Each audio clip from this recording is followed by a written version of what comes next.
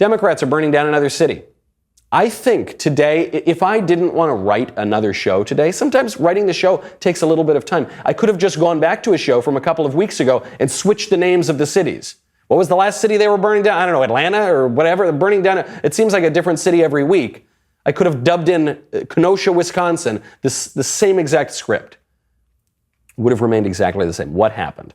A man named Jacob Blake in Kenosha was filmed walking away from the cops with guns.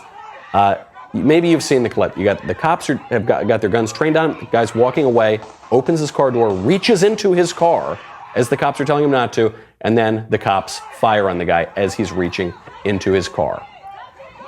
Raises some questions.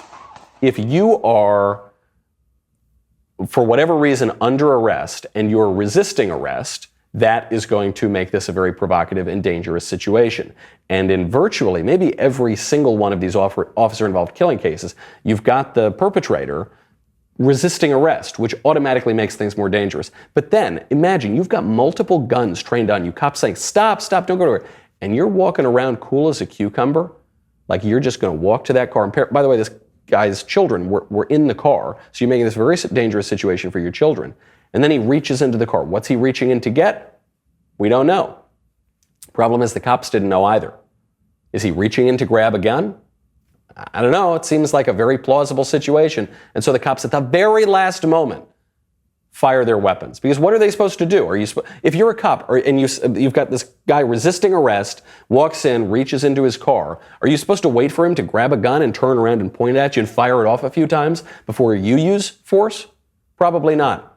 What are you going to do? Are you going to shoot him in the ankle and say, okay, well, I've wounded you now. You've learned your lesson. No, that's not how it works. If you're at the point where you've got to discharge your weapon, you're going to shoot to kill. By the way, I don't think this guy is dead. I think he's in a serious condition, but I don't think they ended up killing him. So you've heard the clip. You've seen the clip.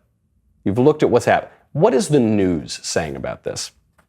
I'm going to skim through this very quickly. This is the Chicago Tribune, and this coverage is typical of how the mainstream media are covering the story.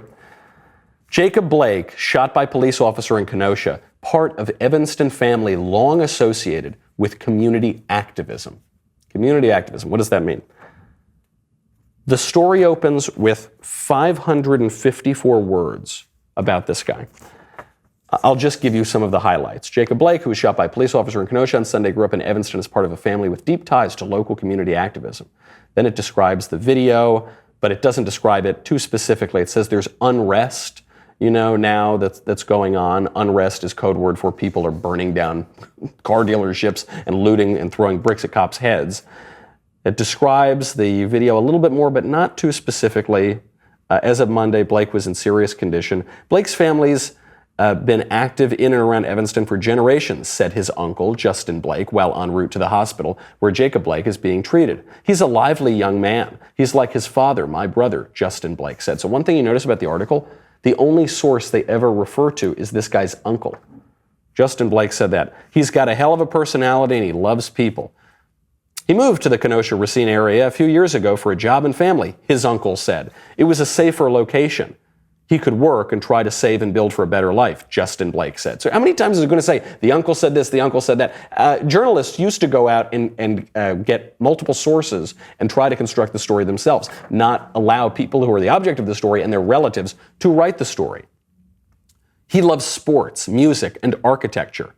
Played football and basketball at Evanston Township High School. What does any of this have to do with the story? But Jacob Blake didn't forget his roots, and he returned often to volunteer with his uncle at Black Urban Recycling in Chicago, an organization that collects aluminum cans from senior centers, veterans groups, and elsewhere to recycle them and raise money for a community center in the Inglewood neighborhood, Justin Blake said. Man, this guy sounds like the greatest guy on earth, right? Why on earth would the cops shoot this guy? Why were they even there? Oh my God, this is a setup. This is white supremacy. This is police brutality. It has to be, right? That's the picture the mainstream media are painting.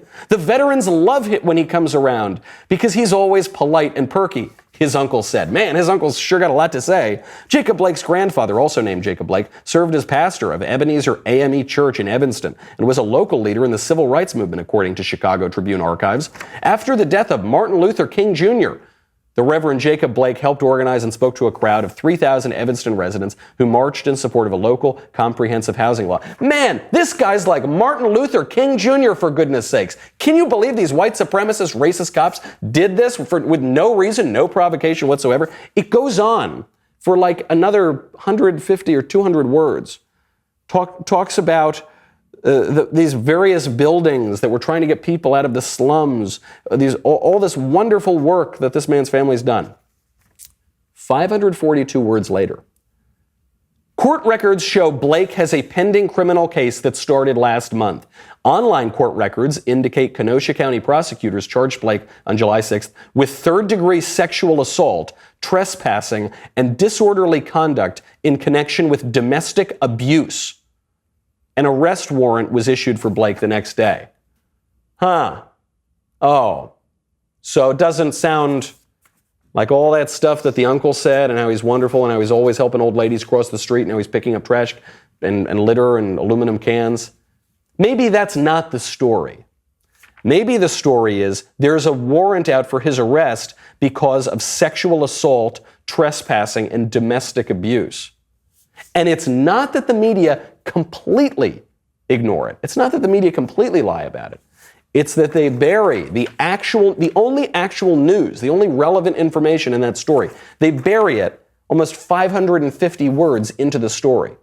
Most articles on the internet, by the way, are fewer than 550 words. So you'd read a whole story's worth before you'd get to any relevant information. There it is. You probably haven't heard that information if you're watching the mainstream media to hear about this case.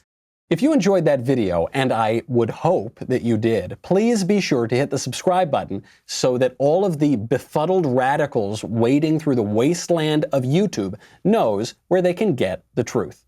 Thanks.